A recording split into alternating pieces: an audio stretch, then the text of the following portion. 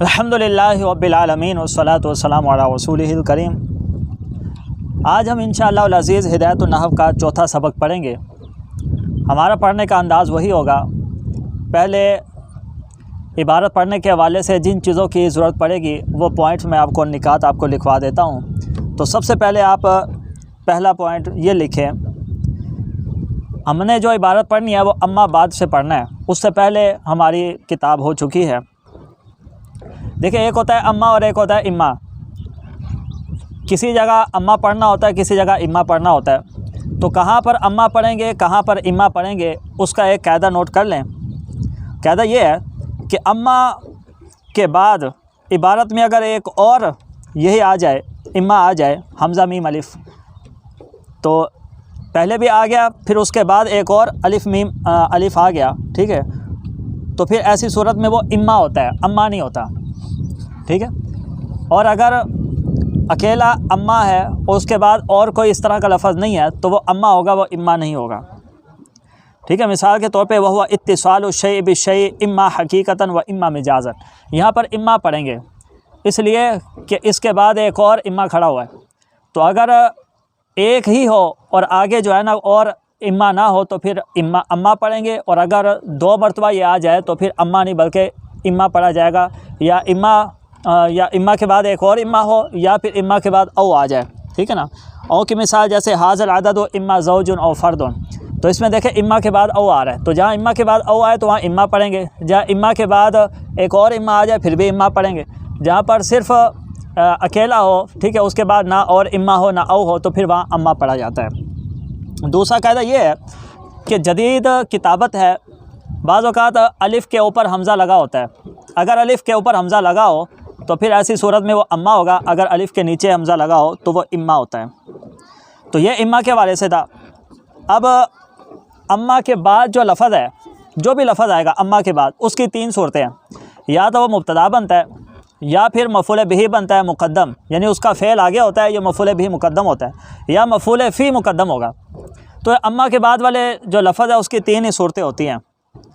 تو یہاں پر کیا پڑھیں گے وہ بھی میں آپ کو انشاءاللہ بتاؤں گا، پہلے آپ اتنا یاد رکھیں۔ چوتھی چیز یہ ہے کہ جو بعد ہو، لفظ بعد ہو ہے، اس کی بھی تین حالتیں ہوتی ہیں۔ بعد یہ ظروف مبنیہ میں سے ہے، تو یہ جہاں پر بھی آئے عموماً یہ مضاف ہی ہوتا ہے۔ تو بعد جو ہے نا، بعد اس کی تین حالتیں، یا تو اس کا مضاف الیہ عبارت کے اندر موجود ہوگا، یا اس کا مضاف الیہ نہ عبارت میں ہوگا نہ ذہن میں ہوگا، یا اس کا مضاف الیہ عبارت میں تو نہیں ہوگا لیکن ذہن میں ہوگا۔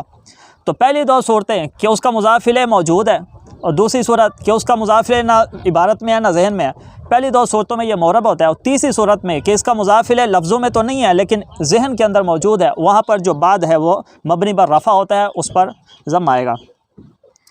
پانچویں چیز یہ ہے کہ مبتدا کی جیسے ایک خبر ہوتی ہے، اس طرح مبتدا کی کئی خبریں بھی آ سکتی ہیں، ٹھیک ہے نا۔ اور اس کی پہچان یہ ہے کہ معرفہ پلس ناکرہ پلس ناکرہ، ایک معرفہ ہے اس کے بعد دو ناکرہ ہیں، تو جو پہلا معرفہ ہے مبتدا ہوگا، باقی جو دو ناکرہ ہیں وہ دونوں خبریں ہوں گی۔ اچھا، جیسے زید عالم فاضل۔ چھٹی چیز یہ ہے کہ جملہ فعلیہ میں فعل فاعل مفعول کے بعد اگر کوئی ناکرہ آ جائے، اور بشرط یہ کہ وہ مشتق میں سے ہو، مشتق وہ جو ہم نے مصدر مشتق جامد پڑھا ہے، تو مشتق جو خود بھی کسی سے نکلا ہوتا ہے اس سے آگے بھی نکلے، اس میں فاعل اس میں مفعول صفت مشبہ۔ تو جملہ فعلیہ میں فعل فاعل مفعول کے بعد کوئی بھی ناکرہ ہو اور مشتقات میں سے ہو تو وہ عموماً حال ہوتا ہے، ٹھیک ہے۔ جیسے ضرب زید بکرن راکبن، تو اس میں جو راکبن ہے یہ فعل فاعل مفعول کے بعد آیا ہوا ہے اور یہ ناکرہ ہے، مشتقات میں سے ہے، تو یہ حال ہوگا۔ ساتویں چیز یہ ہے کہ حال کی پہچان کا ایک اور طریقہ بھی ہے کہ حال کے بارے میں نا آپ کیفا کے ذریعے سوال کریں۔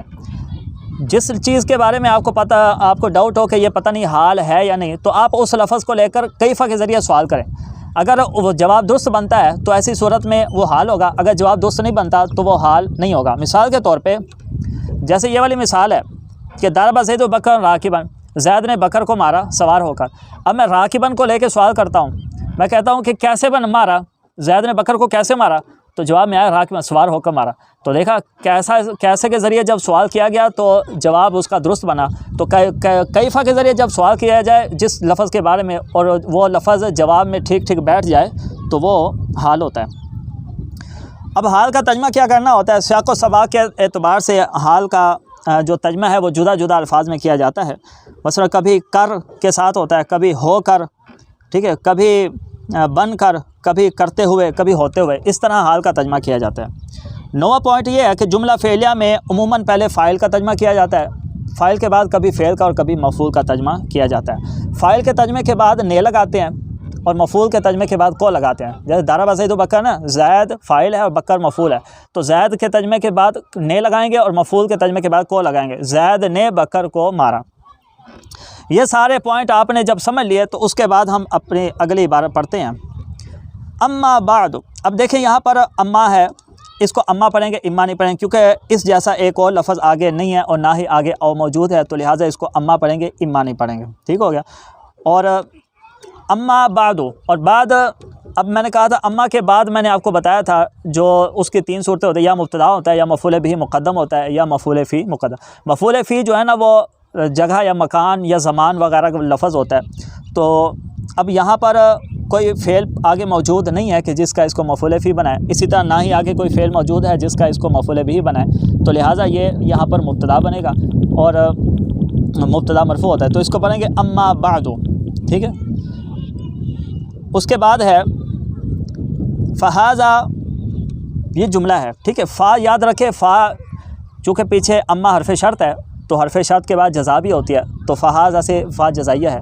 فا جزائیہ جہاں پر بھی ہے اس سے آگے مستقل ایک جملہ شروع ہو رہا ہوتا ہے، تو فہذا یہ اس سے نیا جملہ شروع ہو رہا ہے. ٹھیک ہے. تو حاذا معرفہ ہے، مختصر یہ ناکرہ ہے اور مضبوط ناکرہ ہے. ٹھیک ہے نا. تو معرفہ پلس ناکرہ ہے، تو معرفہ جو ہوگا مبتدا ہوگا، باقی دونوں ناکرہ خبریں ہوں گی. تو فہذا مختصر مضبوط پڑھیں گے کیونکہ دونوں خبریں ہیں، مختصر مضبوط. پھر نحوی، یہ تو جار مجرور ہے، آپ سب کو پتہ ہے. اب اس کے بعد لفظ ہے، فعل ہے، یا تو اس کو جماعت پڑھیں گے، یا جماعتو، یا جماعتا، یا جماعتی. یہ 4 احتمال اس کے اندر ہیں. جماعت، جماعتا، جماعتو، جماعتی، 4 احتمال ہیں. اب ہمیں کیا پتہ ہے اس کو جماعتو پڑھنا ہے، جماعت پڑھنا ہے، جماعتا پڑھنا ہے؟ بھائی بات یہ ہے، سیاق و سباق سے ہم پہچانیں گے کہ یہاں پر جماعتو پڑھیں گے یا جماعتی پڑھیں گے. دیکھیں جماعت پڑھیں گے تو پھر اس کے اندر ہیا ضمیر ہوگی جو پیچھے کی طرف لوٹے گی، پیچھے تو کوئی مؤنث لفظ ہے ہی نہیں، تو جماعت نہیں پڑھ سکتے. جماعتہ پڑھیں گے تو ترجمہ کیا ہوگا؟ تو نے جمع کیا. تو کس کو کہہ رہے ہیں تو نے جمع کیا؟ ٹھیک ہے. تو حالانکہ یہ کلام کس کا ہے؟ جو کتاب لکھ رہے ہیں اس کا، صاحب ہدایہ، اس کا یہ کلام ہے نا. تو پھر وہ کیا کہیں گے کہ جمع تو میں نے جمع کیا. تو یہاں پر واحد متکلم کا صیغہ، کیونکہ وہ اپنے بارے میں بتا رہے ہیں کہ یہ اپنے کتاب کے بارے میں بتا رہے ہیں، تو یہاں واحد متکلم کا صیغہ ہوگا جمع تو میں نے جمع کیا، نہ یہاں جماعت تا ہوگا نہ جماعتی ہوگا. تو یہ سیاق و سباق سے پتہ چلتا ہے یہاں پر کیا پڑھنا ہے. اس کو جماعت تو پڑھیں گے. فعل فاعل اسی کے اندر آ گیا. فیہ جار مجرور ہے. اس کے بعد ہے مہمات. ٹھیک ہے نا. النحوی، فعل فاعل آ گیا. مہمات یہ مفعول بھی ہے اور مہمات ناکرہ ہے. اس کے بعد النحوی معرفہ ہے. تو ناکرہ پلس معرفہ ہو تو یہ مضاف مضاف الیہ بھی ہے. مہمات جو ہے نا یہ حالت نصبی میں ہے، تو اس کو مہمات تا نہیں پڑھ دینا کیونکہ یہ جمع مؤنث سالم ہے، اور جمع مؤنث سالم کا جو اعراب ہوتا ہے وہ حالت نصبی میں کسرہ آتا ہے. جمع مؤنث سالم پر فتح آتا ہی نہیں ہے، جیسے غیر مصرف پر کسرہ نہیں آتا، کسرہ کی جگہ فتح آتا ہے، تو اسی طرح جمع مؤنث سالم پر فتح نہیں آتا، فتح کی جگہ کسرہ آتا ہے. تو اس کو پڑھیں گے مہمات النحوی. ٹھیک ہے نا. مہمات النحوی، کیونکہ یہ مضاف مضاف الیہ کا مفعول بھی ہے اور حالت نصبی میں ہے. الا جار ہے. اس کے بعد ترتیب القافیہ. دیکھیں ترتیب ناکرہ ہے، القافیہ معرفہ ہے، تو ناکرہ پلس معرفہ ہوا مضاف مضاف الیہ. ٹھیک ہے. تو ترتیب ہی مجرور ہو گیا جار کا. القافیہ یہ کیا ہو گیا؟ یہ مضاف الیہ ہو گیا. اچھا مبوبا مفصلا. دیکھیں یہ جملہ فعلیہ ہے. جملہ کہاں سے شروع ہوا تھا؟ جماعتوں سے. ٹھیک ہے. فعل فاعل بھی آ گیا، مفعول بھی آ گیا، ساری چیزیں آ گئی. اب اس کے بعد دیکھیں ناکرہ آ گیا. مبوبا ناکرہ ہے اور یہ مشتق کا صیغہ بھی ہے. ٹھیک ہے. میم مضموم ہے اور یہ ثلاثی مزید فی باب تفعیل کا یہ اس میں فاعل ہے. ٹھیک ہے. مبوبا. تو اب یہ ناکرہ آ گیا. فعل فاعل مفعول کے بعد جملہ فعلیہ کے اندر ناکرہ آ گیا. تو جب بھی فعل فاعل مفعول کے بعد جملہ فعلیہ کے اندر ناکرہ آ جائے اور وہ مشتق کا لفظ ہو وہ حال ہوتا ہے. ٹھیک ہے نا. تو یہاں سے پتہ چلا کہ مبوبا یہ حال ہے. اور آگے پھر اب مبوبا خود ناکرہ ہے، مفصلا بھی ناکرہ ہے، بیچ میں واو ہے. تو دو ناکرہ ایک ساتھ ہے، بیچ میں واو ہے. آپ سمجھ گئے ہوں گے دوسرے کا عطف ہے تو مفصلا کا عطف ہے مبوبا پر. ٹھیک ہے نا. تو یہ دونوں معطوف ہے، معطوف مل کر یہ حال بنیں گے. اور دوسری بات یہ بھی ہے کہ حال میں نے کہا تھا کہ حال کی پہچان یہ بھی ہے کہ اس کے متعلق کیفا کے ذریعے سوال کیا جائے تو جواب درست بنے تو سمجھ جائیں کہ یہ حال ہے۔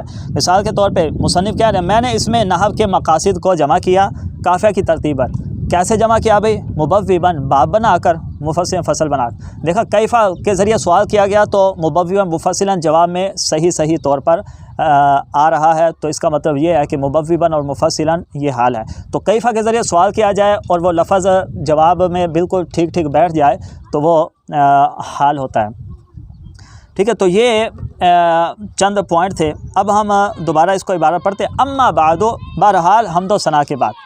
اب بعد جو ہے نا، اب اس کی 3 حالتیں میں نے آپ کو بتائی تھی کہ یا تو اس کا مضاف الیہ ہوتا ہی نہیں ہے، عبارت کے اندر آ جاتا ہے، تو یہاں تو عبارت کے اندر اس کا مضاف الیہ نہیں ہے، تو یا تو اب 2 صورتیں بچ کے، یا تو اس کا مضاف الیہ عبارت میں بھی نہیں ہے اور ذہن میں بھی نہیں ہے، یا پھر اس کا مضاف الیہ عبارت کے اندر تو نہیں ہے لیکن ذہن میں موجود ہے، تیسری صورت تھی۔ تو اس کا مضاف الیہ ذہن کے اندر موجود ہے، عبارت میں نہیں ہے، اور وہ ہے ای بعد الحمد والصلاۃ۔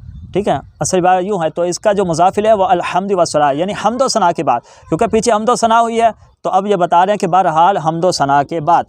ٹھیک ہے، تو یہ بعد یہاں پر اس کا مضاف الیہ لفظوں میں موجود نہیں ہے لیکن نیت کے اندر موجود ہے، وہ ہے بعد الحمد والصلاۃ۔ فہذا، پس یہ، یعنی صاحب ہدایہ اشارہ کر رہے ہیں کہ یہ جو میرے ذہن کے اندر کتاب کا مواد ہے تو یہ اس کی طرف اشارہ کر رہے ہیں۔ ٹھیک ہے نا، کیونکہ کتاب لکھنے سے پہلے انہوں نے مقدمہ لکھا ہے تو ابھی تک تو کتاب ہے ہی نہیں، تو اشارہ کس کی طرف کر رہے ہیں؟ تو جو ذہن کے اندر ان کے وہ چیزیں جو قواعد و ضوابط ہیں یہ ان کی طرف اشارہ کر رہے ہیں کہ فرض یہ مختصر ہے۔ ٹھیک ہے، اس میں طوالت نہیں ہے، مضبوط ہے، یعنی اس میں زائد چیزیں نہیں ہیں، زائد چیزوں سے محفوظ ہے۔ پھر نحو میں، نحو کے بارے میں یہ جو میں رسالہ لکھنے لگا ہوں یہ مضبوط بھی ہے اور مختصر بھی ہے۔ کہتے ہیں جماعت فیہ، میں نے اس میں جمع کیا مہمات نحو کے مقاصد، اہم مسائل، مہمات اہم مسائل، علی ترتیب القافیہ، قافیہ کی ترتیب پر۔ ٹھیک ہے نا، تو مضاف الیہ میں پہلے مضاف الیہ کا ترجمہ کرتے ہیں قافیہ کی ترتیب پر، مبوباً باب بنا کر، و مفصلا فصل بنا کر۔ دیکھا حال کا ترجمہ یہاں کر کے ساتھ ہو رہا ہے، مبوباً معنی ہوتا ہے باب بنانا، اور مفصلا، ٹھیک ہے، اس کا معنی ہوتا ہے فصل بنانا، تو پھر کر کے ساتھ ترجمہ کریں گے، باب بنا کر اور فصل بنا کر۔ ٹھیک ہے، تو یعنی کہ یہ صاحب قافیہ بتا رہے ہیں کہ میں نے، یہ صاحب ہدایت النحو بتا رہے ہیں کہ میں نے ہدایت النحو کیوں لکھی، جبکہ قافیہ موجود ہے، بہت بڑی بڑی کتابیں موجود ہیں، تو یہ کہہ رہے ہیں کہ میں نے قافیہ پڑھی ہے لیکن قافیہ کے اندر کچھ مسائل تھے کہ اس کے اندر باب اور فصلیں نہیں تھیں، وہ شروع ہوتی ہے اور آخر میں جا کے ختم ہو جاتی ہے، اس میں کوئی باب نہیں ہے، کوئی فصل نہیں ہے، تو طلباء کو سمجھنا مشکل ہو جاتا ہے کون سا مسئلہ کہاں سے شروع ہو رہا ہے کہاں پر ختم ہو رہا ہے۔ تو کہتے ہیں میں نے جو کتاب ہدایت النحو لکھی ہے نا، تو ایک تو میں نے اس کو قافیہ کی ترتیب پر رکھا ہے، یعنی قافیہ کے اندر جو چیزیں پہلے آئیں میں نے بھی پہلے رکھی ہیں، اور قافیہ کے اندر باب اور فصلیں نہیں تھی تو میں نے اس میں باب اور فصلیں بنائی ہیں تاکہ مسئلہ سمجھنے میں آسانی ہو جائے۔ تو آج کا سبق یہیں پر ختم ہوتا ہے، انشاءاللہ العزیز دوسرا سبق ہم کل پڑھیں گے۔